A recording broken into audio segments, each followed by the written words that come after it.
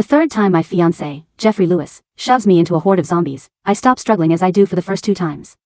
Alison Sheppard leans against his chest with a pale face. Jeff, I overused my powers just now.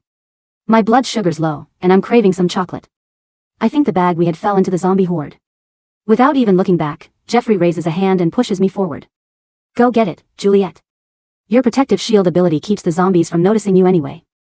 You won't get hurt. My brother, Lucas Cox, looks at me anxiously and urges, why are you stalling? Hurry up.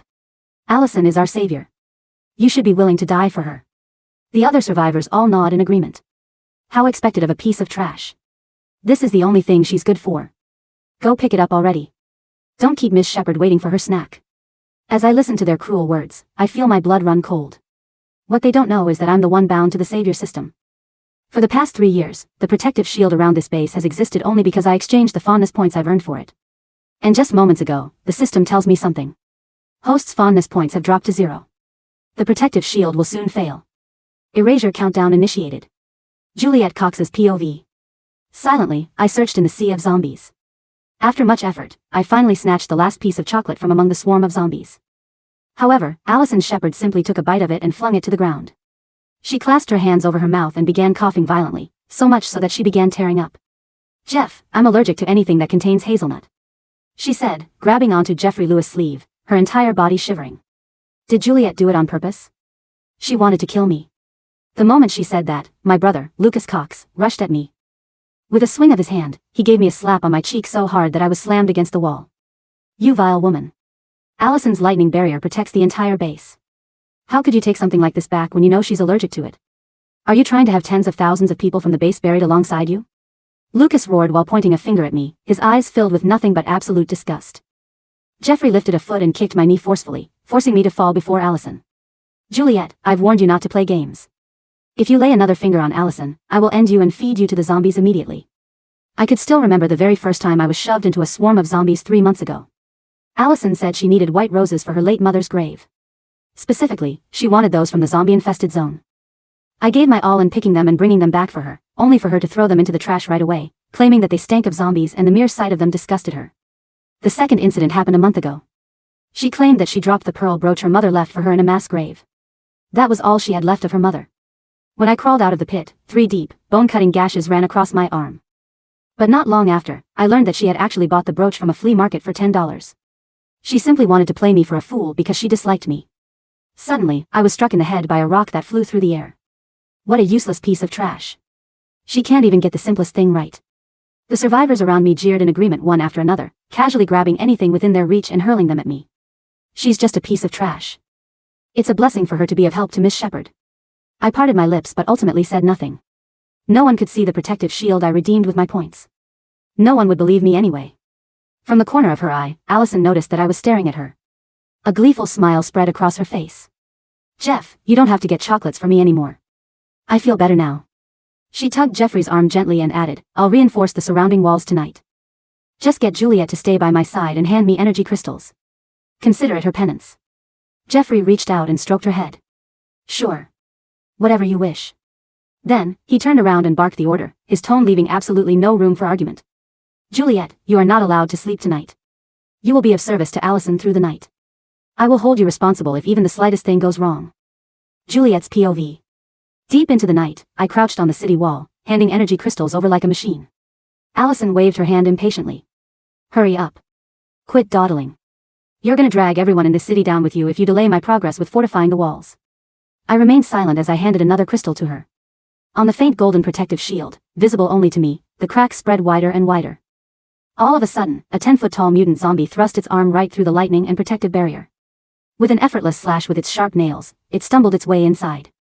Alison screamed, unleashing a bolt of lightning. Nonetheless, the lightning that struck the zombie left nothing but a faint mark. My power isn't working, she shrieked, turning around to flee as her face turned white. When she turned, she bumped right into a guard, Andrew Green, who had just rushed to the scene. Instinctively, she gave him a hard shove. Hold it off for me, Mr. Green. Andrew was caught completely off guard, crashing right into the arms of the zombie. Mr. Green. I called out, instantly activating my power, and tried to rush forward. Yet, it was still too late. The zombie's sharp claws had ripped through Andrew's heart. Alison returned after retrieving a hand grenade from the guardhouse, and she flung it at them. The massive explosion blew both Andrew and the zombie to shreds.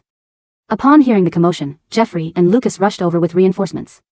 Then, they heard Alison screaming her accusations at me. Juliet, why didn't you save Mr. Green sooner? She threw herself into Jeffrey's arms immediately, sobbing so hard that her entire body trembled. It was all my fault. I failed to protect Mr. Green, she cried. If Juliet hadn't just stood there in a daze, he wouldn't have died. It wasn't me. She was the one who pushed Mr. Green out as bait. I yelled urgently. The protective shield is broken. I'm not lying. The zombie swarm will be here in 6 hours. We have to evacuate immediately. It will be too late if we delay any further. In desperation, I yanked out the safety amulet hanging around my neck. I lifted it, and with a tremor in my voice, I said, Jeffrey, look at this. You once said you'll believe me as long as I present this. I'm not lying. The base will soon collapse. This was a gift Jeffrey gave to me for my 18th birthday before the apocalypse. That day, his eyes filled with sincerity as he promised, Jules, no matter what happens in the future, I will stand by you unconditionally whenever you hold this out. Jeffrey's eyes looked lost for a moment, but his expression darkened even further right after that. He stepped forward and yanked the safety amulet out of my hands. How dare you threaten me with something so worthless, Juliet? I was truly blinded back then to ever give you something like this. He threw the safety amulet fiercely to the ground, smashing it into bits in an instant. My heart shattered into pieces as the crisp shatter resounded in the air. Jeffrey stared at me, his face full of disappointment. Forget about a useless safety amulet. Even if you gave up your life, I will only ever believe Alison. Lucas stormed over, pointing at the shattered fragments on the ground. Get a good look. Jeffrey has long fallen out of love with you. Yet, you're still using something like this to irk everyone. Alison is our savior. I will purge you from this family myself if you continue to spread rumors. Jeffrey turned away and gave a resolute command. She caused the death of a guard and spread rumors. Lock her up in the disciplinary cell. Do not release her or feed her unless it is by my orders. I stared at the broken fragments on the ground, not saying another word in defense. With a loud clank, the door was locked shut. As the darkness consumed me, the system's alarm bells rang out in my head. Host's vitality, 18 hours remaining. Protective shield status, 30% damaged. A massive zombie swarm is estimated to arrive in 6 hours. I could hear Alison whining on the other side of the metal door. Let it go, Jeff. Juliet didn't mean to do it, so don't punish her too harshly. I fortified the lightning barrier, so there's absolutely no way the zombies can get through. Juliet's POV. I curled up in a corner, my infected wound and fever sending shivers throughout my body. Not long after, the door flung open. Lucas stormed into the cell with Alison tagging along behind him. Hand over the premium crystals. What crystals? I asked, looking utterly perplexed. Jules, you could have just told me if you wanted to use the crystals. You didn't have to steal them. As Alison uttered those words, she crouched and leaned toward me all of a sudden, waving a chocolate in her hand. She lowered her voice and added, Look, Juliet, pure dark chocolate. Jeff put out a bounty across the entire base just to get this for me. I lied about losing my crystals, and Lucas practically dragged me here to make your life difficult. They don't love you anymore. You really are so pathetic. Once she said that, the expression on her face twisted as she began searching my pockets aggressively. The moment she laid her fingers on the brown medicine bottle, I tightened my grasp. Give it back to me. I shouted. Alison forcefully pried my fingers off the bottle, grabbing it out of my hand. She's even hiding drugs, Lou. There's only half a bottle left. She used it, didn't she? No. I screamed, my voice shaking with desperation as I lunged forward in an attempt to get it back from her. Lucas grabbed me by my wrists and shoved me away violently. Back the hell off. I crashed heavily onto the ground, my forehead instantly bruising from the impact. I am your very own younger sister. I don't have a sister like you. Lucas roared. All you ever do is cause trouble for Alison. I've been sick of you for a long time. This is life-saving medication. I argued, pushing myself up from the ground, my eyes bloodshot. When you were scratched by zombies in the West District last month and had a high fever that just wouldn't break, I cured you with this medication. She wasn't the one who healed you. Lucas paused momentarily, a flicker of conflict crossing his eyes. Alison welled up instantly. She grabbed his arm and said, Lou, since Juliet wishes to claim that she saved your life, I'll let her take credit for it. Lucas gritted his teeth and snatched the medicine bottle away. That's enough. He raised his hand and flung the medicine bottle straight to the ground. A crisp shatter echoed all around, and the medicated fluid seeped into the soil. I lunged toward it like I had lost my mind, trying to scoop up the remnants of medication from the ground with my hands. Nonetheless, Lucas planted his boot on the back of my hand, forcing it down hard. The sound of bones cracking echoed in my ears, and the pain made my vision go black. He fixed his eyes on me and said in a firm voice, Of course I knew you were the one who saved me. Even then, so what? Alison is 1,000 times more important than you. Even if you saved my life 100 times over, I will only be on her side. I studied his face, which I could barely even recognize now, and suddenly burst out laughing. In fact, I laughed so hard that tears streamed down my face. As it turned out, the life-saving medication I spent all my points on meant nothing to him. And as it turned out, even as his biological younger sister, I was nothing compared to an outsider. Alison linked arms with Lucas smugly as she urged, "Let's go, Lou. Let's not waste our time with this madwoman. The celebration party is about to begin." When they got to the door, she came to a sudden halt in her steps. In a triumphant tone, she said, "Oh, I forgot to mention, everyone voted on a decision earlier. If anything goes wrong with the surrounding wall next time, you will be the first candidate to be our human shield to block the gap. So, you can rest easy now while you wait for the moment you die." The door locked shut once again. I sprawled on the floor, the pain in the back of my hand feeling like nothing compared to the agony in my heart. The system's alarm rang out once again. Host's vitality, 6 hours remaining. Protective shield status, 70% damaged. A massive swarm of zombies is estimated to arrive in 1 hour. Faint sounds of music and laughter drifted from outside. They were throwing a celebration party for Alison, celebrating her success in fortifying the lightning barrier. As they celebrated the arrival of another peaceful night, none of them was aware that death was already standing right by their doorstep. Juliet's POV. The music at the celebration party continued. Surrounded by a crowd, Alison basked in the crowd's repetitive praises. Suddenly, a deafening boom came from the city walls. Overlapping growls and roars of zombies tore through the atmosphere. Terror erupted instantaneously. People in the crowd screamed, "It's a swarm of zombies. A massive swarm of zombies." A guard ran over, staggering along the way. The lightning barrier on the right of the base has been breached. There's a massive gap. Zombies are coming through soon. Jeffrey's face fell. He leapt to his feet while Lucas tightened his grasp on his weapon, wearing a tense expression. Alison went pale with fright. She hid behind both men immediately, frantically explaining, "How could this be when I've clearly reinforced it? I've exhausted my powers for today. You guys have to figure something else out." Someone called out, "Quick! Get Juliet out here." The guards rushed toward the dark cells immediately and dragged me to the center of the square, though I was barely clinging on to life. Immediately, everyone's attention was on me. Have her block the gap. She has protective shielding powers. She won't die. Just sacrifice her to save everyone else in this city. Jeffrey shut his eyes for a moment. When he opened his eyes again, only iciness remained in his gaze. "Go block the breach, Juliet," he ordered. Lucas opened his mouth to speak, but he only managed to say one thing: "Quit wasting time." As I stared at them, I felt unusually calm. "All right. I'll go," I said. Step by step, I headed toward the gap in the city wall. I neither struggled nor bawled my eyes out. Host's vitality, 2 hours remaining. Protective shield status, 90% damaged. I looked at the system notification before my eyes. For the very first time, time felt exceptionally long. While everyone watched on in relief, I deactivated my protective shield powers, throwing myself straight into the sea of zombies. Juliet. Jeffrey's eyes went wide with horror, and his instincts pushed him to rush forward. Meanwhile, Lucas turned as white as a ghost as he took a step forward. The moment they both sprang into action, Alison grabbed onto them, holding them back with all her might. "Don't go. It's too dangerous. She will be fine. She has powers. Let's stand guard here for now." Held back forcefully, Jeffrey and Lucas had no choice but to watch as I became buried in the swarm of zombies. In the next moment, the system's voice reverberated through everyone's minds. "The host, Juliet Cox, is dead. Execution protocol is complete. The Savior's mission status, failed. The protective barrier is no longer in effect." Everyone in the square fell into a dead silence.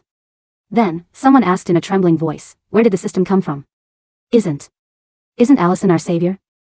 Waves of questions poured in, and Alison turned deathly pale. She feigned composure as she yelled, "Don't be afraid, everyone. I'm doing my best to mend the walls." She gathered her lightning powers in an attempt to cover the entire base with it once again. However, in the next second, the lightning barrier that had previously surrounded the entire city with ease stretched less than 20 feet before it began flickering violently. With a loud rumble, the flickering sparks, along with the lightning barrier that was previously there, vanished into nothingness. The true apocalypse was finally here. The golden light did not fade gradually. It snapped.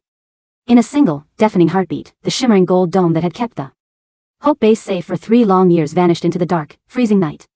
The sudden absence of its low, comforting hum left an eerie, ringing silence in the ears of the survivors. Then came the wind. A biting, icy draft carrying the stench of rotting flesh. Old blood and damp earth swept over the city walls. The shield. A guard near the front whispered, his rifle slipping from his trembling fingers. "It's gone. The gold shield is completely gone. Alison. Reinforce it." Jeffrey's voice cracked, a rare note of panic piercing through his usual cold authority. He grabbed Alison by her shoulders, his grip so tight his knuckles turned white. You said you fortified the walls. Where is the lightning? Where is the barrier? Alison's face was entirely drained of color.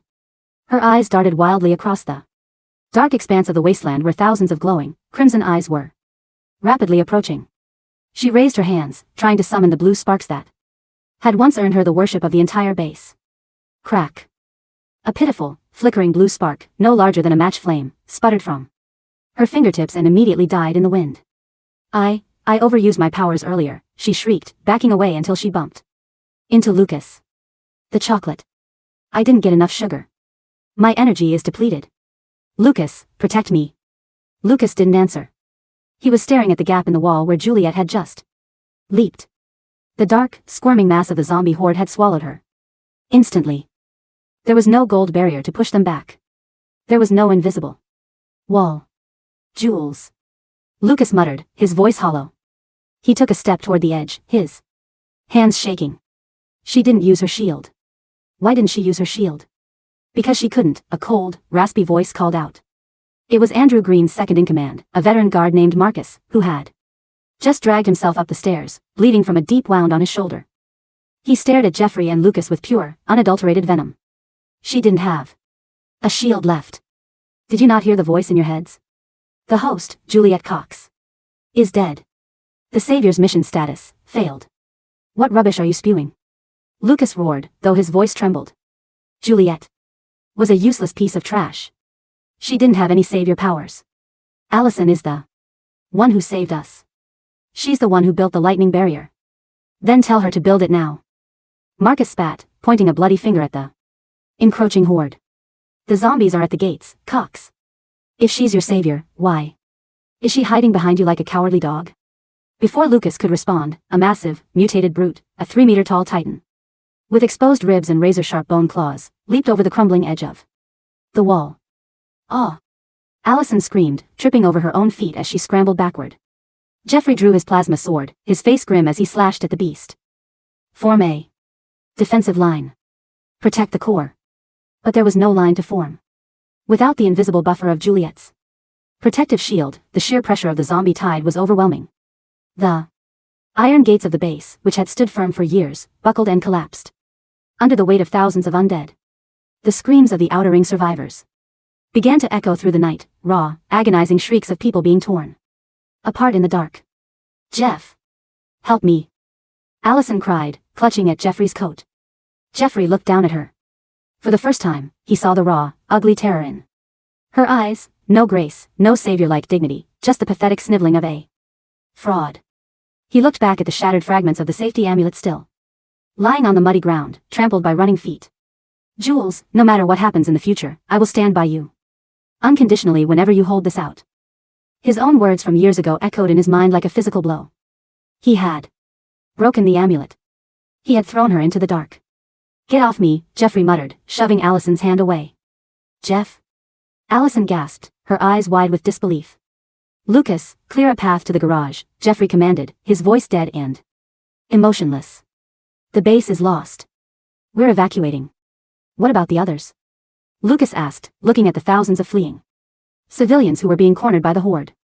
These were the same people who, minutes ago, had thrown rocks at Juliet and demanded her sacrifice. They wanted a sacrifice, Jeffrey said coldly, his heart turning to stone. They got one. But it wasn't enough. Move. Juliet expected pain. She expected the tearing of teeth, the cold sensation of venom entering her bloodstream, and the final, crushing darkness of death. Instead, there was only weightlessness. A sterile, blinding white light filled her vision. The roaring of the zombies faded, replaced by the rhythmic, low hum of machinery and the clean, sterile smell of antiseptic. System alert, emergency salvage protocol fully executed. Host soul status secured. Reconstruction of physical vessel, 100% complete. Host's loyalty status to Hope Base has been forcibly terminated due to extreme hostility and betrayal from the protected entities. Penalty applied to Hope Base, permanent. Withdrawal of the Savior's Aegis. Juliet opened her eyes. She was lying inside a sleek, metallic pod filled with a warm, translucent gel that was rapidly draining away. As the glass canopy slid Open, she sat up, grasping her left hand instinctively. The bones that Lucas had crushed beneath his boot were perfectly whole. Her skin, which had been covered in scars, bruises, and deep, infected cuts from her forced expeditions into the mass graves, was completely flawless. She felt light, her body brimming with an energy she hadn't felt since the apocalypse began.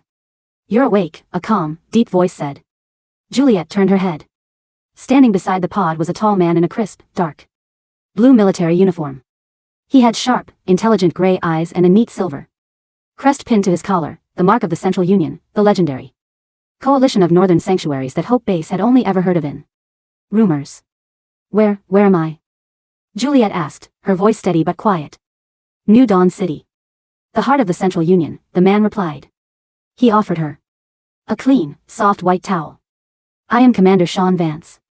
And you, Juliet Cox, are the most valuable person on this planet. Juliet wiped the remaining gel from her arms, her brow furrowing. The system. It said I died.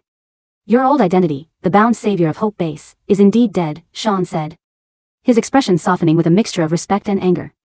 Our long-range energy scanners detected the sudden collapse of a Grade A protective barrier in the southern sector.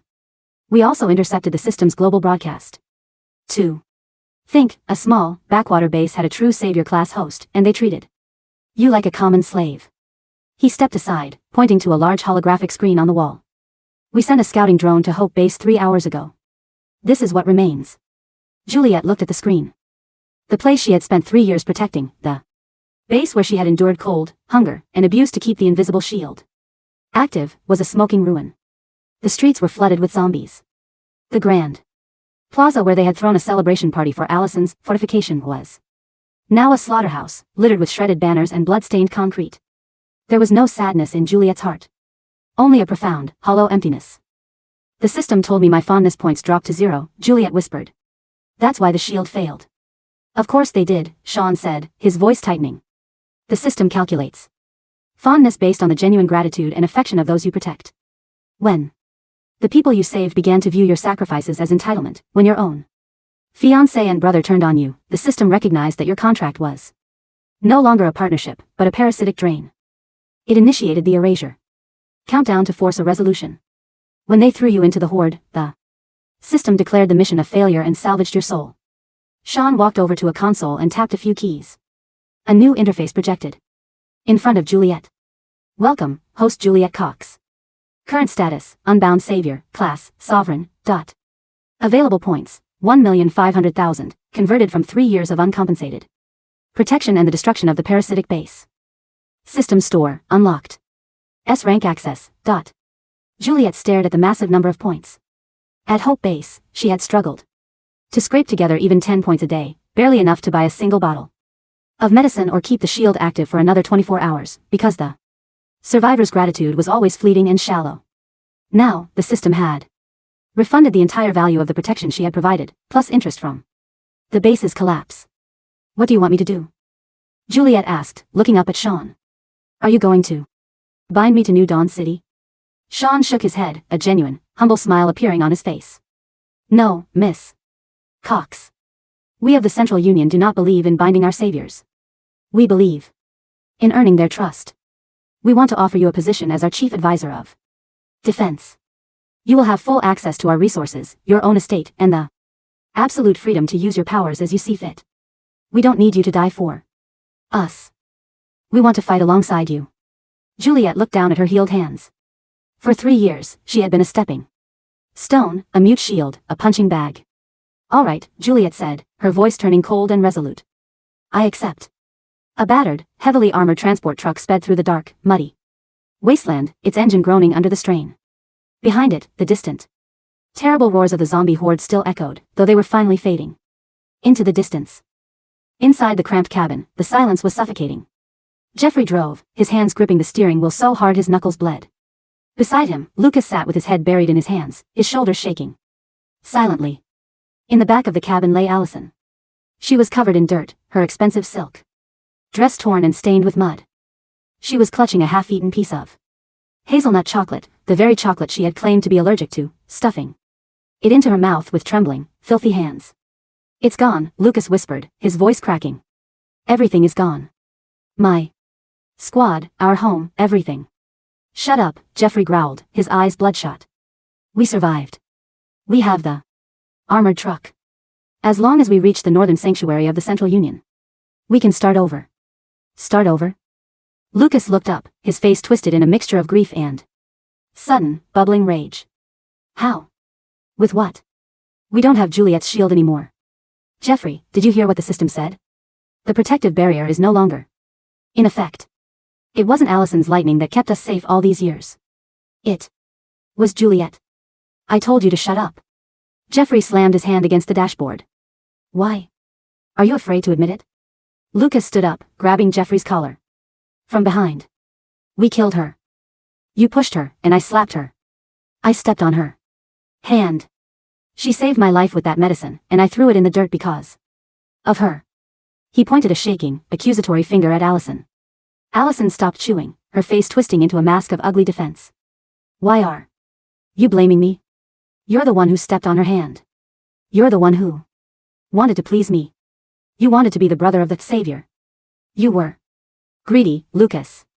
Don't put your guilt on me. You lying bitch. Lucas lunged at her, but Jeffrey slammed on the brakes, sending both of them flying forward. Enough. Jeffrey roared, turning around with his plasma pistol drawn. The red light of the barrel flickered in the dark cabin. Another word from either of you, and I will throw you out of this truck myself. We are going north. The Central Union has the strongest military force in the world. They don't need a savior's shield. They have heavy artillery, plasma walls, and food. We will find a way to survive there. Do you understand? Lucas slowly backed away, sinking onto the floor of the truck. He looked out the armored window at the desolate, barren landscape. For the first time in 3 years, the night felt freezing. There was no warm golden glow to protect them from the dark. Every shadow looked like a monster. And every gust of wind sounded like Juliet's soft, silent weeping. Suddenly, a loud thump echoed from the roof of the truck. What was that? Alison shrieked, dropping her chocolate. Before Jeffrey could answer, the metal roof of the cabin buckled inward with a horrible screeching sound. A pale, rotten hand with 5-inch bone claws ripped through the reinforced steel plate like paper. Mutant. Jeffrey screamed, firing his plasma pistol upward. The plasma bolt struck the creature, but it only angered it.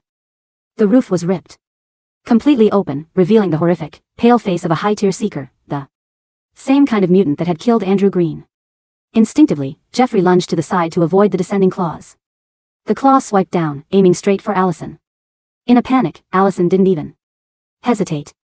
She grabbed Lucas, who was still recovering from the sudden stop, and shoved him hard into the path of the claw. Lucas. Block it, she screamed. Splat. The bone claw ripped deep into Lucas's shoulder, tearing through his muscle and shattering his collarbone. He let out an agonizing scream, his blood spraying across the interior of the truck. Alison, you. Lucas gasped, staring at her with wide, horror-filled eyes as he fell to the floor, clutching his mangled, rapidly darkening shoulder. The dark purple veins of the zombie virus were already beginning to spread from the wound. Jeffrey fired 3 more shots into the mutant's head, finally sending it tumbling off the roof of the speeding truck. He looked back, his heart freezing, as he saw Lucas writhing in pain, and Alison shrinking into the corner, not a single trace of remorse on her face. She pushed me. Lucas wheezed, his eyes filling with tears as he looked at Jeffrey. Jeff, she did the same thing to Andrew. Juliet was telling the truth, she pushed him. Jeffrey didn't say a word. He turned back to the wheel and stepped on the gas, his hands shaking so violently he could barely steer. He had traded a diamond for a piece of rotten glass, and now, the glass was cutting him to pieces. 4 days later, the towering walls of New Dawn City loomed like a mountain range against the gray, ash-choked sky. Made of reinforced titanium and pulsing with a deep, stable blue energy barrier, the city was a beacon of civilization in a dead world. Thousands of heavy defense turrets lined the ramparts, and patrols of power-armored soldiers kept watch over the massive iron gates. Outside the gates, a long, miserable line of refugees from various collapsed bases stood in the freezing mud, waiting for processing. Among them were 3 filthy, wretched figures. Jeffrey's armor was cracked and stained with dried blood. His once handsome face was gaunt, his eyes hollowed out by sleepless nights. Beside him, Alison was wrapped in a dirty, tattered blanket, shivering violently. Her skin was sallow, and her lips were cracked and bleeding. And on a makeshift wooden stretcher that Jeffrey had been dragging through the mud was Lucas. Lucas's lower body was wrapped in thick ropes to keep him from thrashing. His left arm was completely black, his eyes bloodshot and milky, the signs of advanced infection clear to see. He was barely conscious, muttering nonsense under his breath. Next. A guard in high-tech quarantine gear barked, pointing a scanning device at the trio. Jeffrey dragged the stretcher forward, his voice hoarse. We are survivors from Hope Base. I am Jeffrey Lewis, former Chief of Defense. This is Lucas Cox, Captain of the Vanguard, and Alison Sheppard. The guard didn't care about their titles. He swept the scanner over them. Beep. Beep. Red. The scanner flashed a bright, warning red over Lucas. Infected, the guard said coldly, stepping back and raising his assault rifle. Step away from the stretcher. The infected is not permitted entry. Wait. Please. Jeffrey begged, falling to his knees. His pride, which had once made him look down on Juliet as a useless burden, was completely gone. We have energy crystals. We have data on the southern mutant hordes. Just give us some suppression medicine. My friend, he's a high-level evolved human, he can fight. No exceptions, the guard replied, his voice flat behind his visor. New Dawn City does not waste suppression medicine on refugees. Move along, or we will execute him on the spot. Please. Alison whimpered, grabbing the guard's boot. I'm a savior. I have lightning powers. I can help protect your city. Just let me in, I need food, I need clean water. The guard looked down at her with pure disgust. Lightning powers? We have a cold fusion reactor that powers our defense grid. We don't need your sparks. Lady. Get your hands off my boot before I blow your head off. Just as the guard raised his rifle, the massive iron gates of New Dawn City began to grind open with a deep, rumbling sound. The long line of refugees fell silent. The guards immediately stood at attention, saluting as a convoy of sleek, black armored vehicles rolled out. From the lead vehicle, a group of high-ranking military officers stepped down, led by Commander Sean Vance. But they did not walk toward the front lines. Instead, they stood in two neat rows, bowing their heads in deep respect as a woman stepped out from the passenger side of the main transport. She wore a pristine, long black coat with silver embroidery, her long hair tied back in a neat, elegant tail. Her face was radiant, her skin glowing with health, and her posture was straight and dignified, devoid of the exhaustion and fear that had once bent her spine. Jeffrey's breath caught in his throat. His heart stopped beating. Jules, he whispered, his voice so low it was almost lost in the wind. Lucas, hearing the name, opened his eyes. The milky film in his pupils seemed to clear for a fraction of a second as he looked at the elegant figure standing under the protection of the Central Union's elite forces. Jules. Lucas sobbed, coughing up dark, infected blood. Sister, help me. Alison's jaw dropped, her face twisting in a mixture of terror, jealousy, and sheer disbelief. No. How are you alive? You were thrown into the horde. You should be dead. You should have been eaten. Juliet stopped walking. Her calm, dark eyes swept over the miserable crowd, finally landing on the three figures kneeling in the mud. She did not show anger. She did not show joy. Her face was as still and cold as polar ice. Miss Cox, do you know these refugees? Commander Sean Vance asked, his hand resting on the hilt of his sidearm. A dozen elite guards immediately shifted their rifles, aiming them directly at Jeffrey, Lucas, and Alison. Jeffrey felt a cold sweat break out across his back. He looked at the black barrels pointed at him, then up at Juliet, who stood like a queen high above them on the clean pavement. Jules. Jeffrey cried out, taking a step forward before a guard slammed the butt of a rifle into his stomach, forcing him back into the mud. He gasped for air, looking up with tears in his eyes. Jules, I was wrong. I was blinded by Alison. She lied to us, she told us she was the one who built the barriers. I didn't know. I didn't know you were the one protecting us. Yes, Juliet. Alison chimed in, her voice shrill and desperate.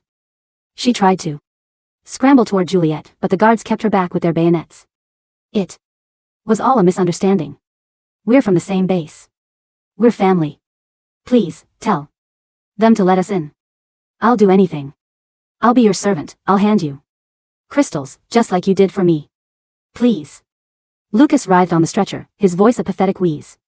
Jules, it hurts so much. The medicine, do you have the medicine? The one I threw away. Please, sister, I'm your only brother. Juliet walked slowly down the steps, her boots clicking softly against the concrete. She stopped just a few feet away from them, separated by a line of heavily armed guards. She looked down at Lucas first. You don't have a sister, Lucas, Juliet said, her voice quiet but carrying clearly through the silent plaza. You said so yourself in the cell, remember? You said you were sick of me, and that even if I saved your life 100 times over, you would always choose Alison. Lucas's face turned gray. He opened his mouth, but no sound came out. The memory of his boot pressing down on her hand, breaking her bones while she begged for her medication, flashed in his mind, burning him hotter than the zombie virus. And you, Jeffrey, Juliet turned her gaze to her former fiancé. You told me. You were blinded back when you gave me that safety amulet. You smashed it into pieces. You said even if I gave up my life, you would only ever believe Alison. Jeffrey's body shook. He pulled the shattered remnants of the amulet, which he had frantically gathered from the mud after the base fell, from his pocket, holding them out with trembling hands. I saved them, Jules. Look. I kept them. I'll do anything to make it up to you. We can get married, we can. I don't need your scraps, Jeffrey, Juliet interrupted, her tone devoid of any emotion. And I don't need your regrets. They are as worthless as the chocolate you made me fetch from the horde. She turned her eyes to Alison, who was shivering under her blanket, looking like a drowned rat. Alison Sheppard, Juliet said softly. You wanted my crystals, my medicine, my fiancé, and my brother. You took them all. And now, you have them. Why are you not happy? Juliet, please. Alison wept, her pride completely shattered. I'll kneel. I'll bow to you. She began slamming her forehead against the frozen mud, over and over, until her forehead was bruised and bleeding. Just let me in. Don't leave me out here. Juliet turned her back to them. Commander Vance, she said. Yes, Miss Cox, Sean replied, stepping forward. The Central Union has a policy regarding infected refugees, correct? Yes. Anyone showing signs of advanced infection must be immediately purged or expelled to the wasteland to prevent quarantine breaches, Sean said. And those who accompany them? They are considered high-risk contacts. They must undergo a 14-day quarantine in the outer wilderness camps, without rations, to ensure they do not carry the latent strain. Juliet nodded slowly. She did not ask for their execution. She did not ask for them to be tortured. That would require her to care, to feel some lingering ember of connection to them. And she felt absolutely nothing. Execute your protocols, Juliet said, stepping back toward her vehicle. Jules. No. Don't leave us. Jeffrey screamed, trying to break past the guards. But he was pinned to the ground, his face pressed into the freezing dirt. Sister. Save me. Ah. Lucas screamed as a guard approached his stretcher. With a heavy-caliber pistol, chambering around. Bang. The gunshot echoed across the silent plains. Lucas's thrashing stopped, his body going limp on the wooden stretcher. Jeffrey stared at his best friend's lifeless body, his mind finally snapping. He began to laugh hysterically, tears streaming down his face as he looked at the mud on his hands. He had lost his base, his brother in arms, his pride, and the only woman who had ever loved him unconditionally, all for a fraud who had pushed him into the dark.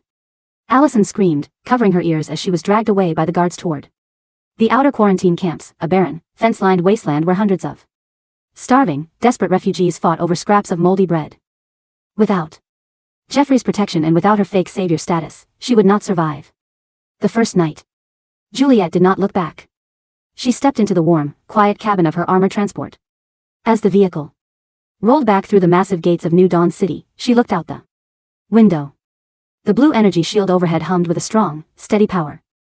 It was a shield built not on sacrifice and silent suffering, but on mutual respect, strength, and a future she would build with her own hands.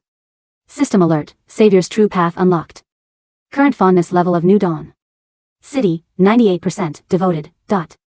The world is dark, host, but your dawn has just begun. Juliet closed her eyes, a soft, genuine smile finally touching her lips as the gates closed behind her, shutting out the screams of the past forever.